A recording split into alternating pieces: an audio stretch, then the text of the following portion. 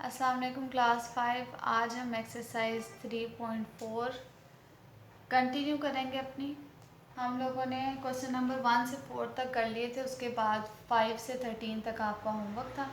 14 से 18 तक आज हम करेंगे और फिर नेक्स्ट आपका होमवर्क जो आपके डायरी के मुताबिक ही होगा आपका। जब भी आपको फ्रैक्शंस दी गई हों तो अगर उनको आपको प्लस या माइनस करने के लिए कहा गया हो तो उस केस में हम लोग क्या करते हैं, एलसीएम लेते हैं। उस केस में क्या करते हैं, हम एलसीएम लेते हैं। अगर आपको दो फ्रैक्शंस दी गई हैं, उनको प्लस या माइनस करने के लिए कहा गया है तो इसको सॉल्व करने के लिए आपने एलसीएम लेना होता है। अगर दो फ्रैक्शंस दी गई हों या दो से ज़्यादा फ्रैक्शंस दी गई हों, उनको मल्टीप्लाई करने के लिए कहा जाए तो उस केस में आपने अपनी न्यूमरेटर की वैल्यूज़ को आपस में मल्टीप्लाई करना है और डिनोमिनेटर की वैल्यूज़ को आपस में मल्टीप्लाई करना है। इसके अलावा अगर कटिंग होती हो तो आपने कटिंग करनी है।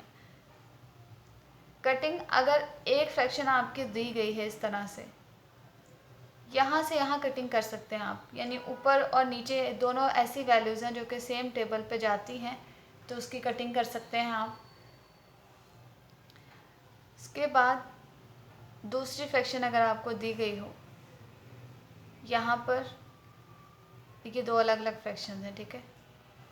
तो यहाँ पर अगर आपको यहाँ से यहाँ कटिंग कर सकते हैं आप, लेकिन सेम यानी न्यूमरेटर की वैल्यू दूसरे फ्रैक्शन के न्यूमरेटर की वैल्यू के साथ कट नहीं हो सकती। डिनोमिनेटर की वैल्यूज़ जो है वो आपस में कट नहीं हो सकती।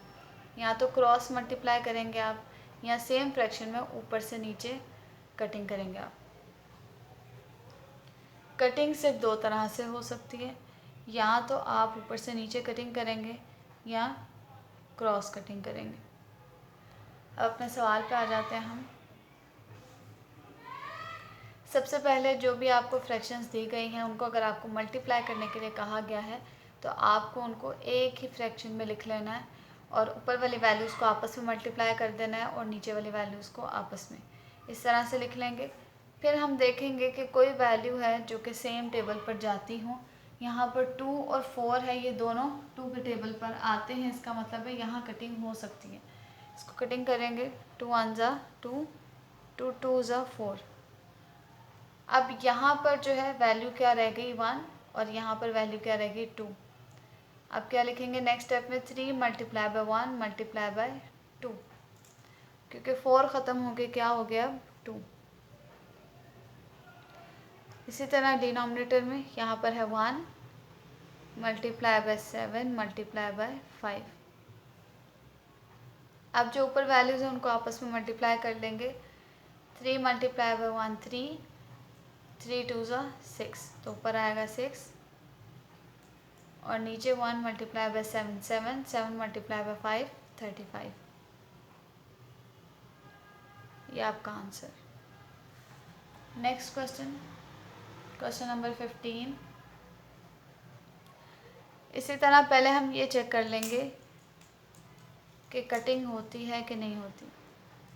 पहले स्टेप में सारे न्यूमरेटर की वैल्यूज़ को एक साथ लिखेंगे, डिनोमिनेटर की वैल्यूज़ के एक साथ लिखेंगे एक ही फ्रैक्शन में।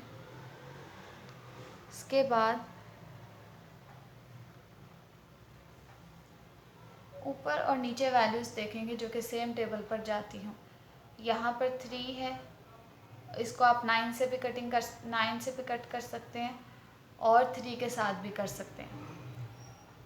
ऐसा नहीं कर सकते आप कि एक बार आपने ये 3 की कटिंग की, 3 1 ज़ा 3, 3 3 ज़ा 9, फिर इस 3 को दोबारा किया इस 3 के साथ, 3 1 ज़ा 3, 3 1 ज़ा 3।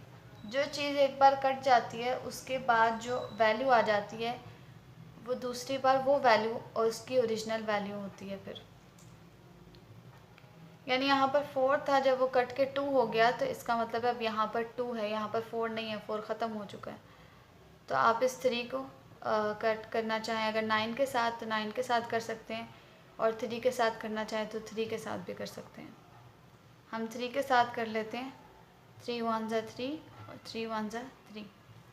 ऊपर क्या रह गया आपका 2 मल्टीप्लाई बाय 9 मल्टीप्लाई बाय 1, और नीचे क्या रह गया 1 multiply by 2 multiply by 5। 2 multiply by 9। अच्छा, एक और जगह कटिंग हो रही है, जैसे यहाँ पर 2 है और यहाँ पर भी 2 है, तो ये भी कट हो रहा है, इसको भी कटिंग करेंगे हम। तो फिर यहाँ पर क्या बचा 1 और यहाँ पर भी क्या बचा 1। 1 multiply by 9 multiply by 1 9 divided by 1 multiply by 1 1 multiply by 5 5। ये आपका answer. Next question, question number 16।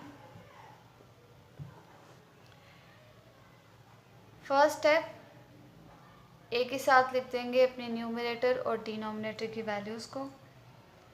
3 multiply by 5 multiply by 7 4 multiply by 7 multiply by 5। अब देखेंगे ऊपर से नीचे वैल्यूज़ जो है सेम टेबल पर जाती हूँ। 3 है, डिनोमिनेटर में कोई ऐसी वैल्यू नहीं जो कि 3 के साथ किसी टेबल पर जाती हो। 5, डिनोमिनेटर में भी 5 है, तो इनकी कटिंग करेंगे हम। 5 1 5 5 1 5। 7, ये 7 है, 7 से कट जाएगा। 7 1 7 7 1 7। अब ऊपर क्या बचा आपके पास? 3 multiply by 1 multiply by 1 4 multiply by 1 multiply by 1 3/4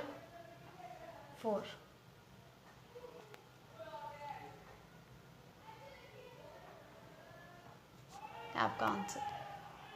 next question number 17। Numerator की वैल्यूज़ को मल्टीप्लाई करेंगे हम, डिनोमिनेटर की वैल्यूज़ को मल्टीप्लाई करके लिखेंगे। नेक्स्ट जो कटती हुई वैल्यूज़ उनको काटेंगे हम। 7 7 से कट गया, 5 5 से कट गया। अभी जो कट गया तो पीछे क्या बचा? 1, यहाँ पर भी 1। तो जब 1 किसी भी वैल्यू से मल्टीप्लाई होता है तो वही वैल्यू आ जाती है, इसलिए हम लोग यहाँ पर क्या बच गया? ऊपर 6 और नीचे 8। लेकिन फ़िलहाल हम यहाँ पे जो 1 1 आया है इसको भी लिखेंगे हम,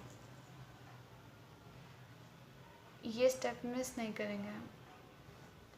7 1 multiply by 8 multiply by 1। Next answer क्या आ गया आपका? 6/8।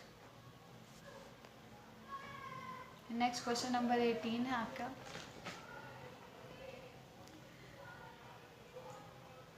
3/8 मल्टीप्लाई बाय 1/3 मल्टीप्लाई बाय 2/7।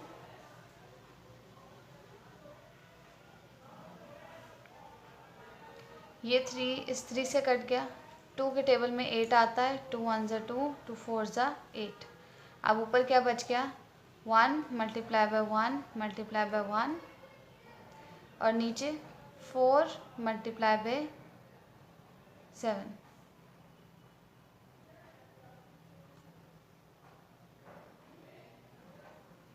ऊपर क्या रह गया? 1 और नीचे 4 7 28। तो ये आपका आंसर। नेक्स्ट आपके जो डायरी में आपका होमवर्क लिखा है वो आपका होमवर्क है।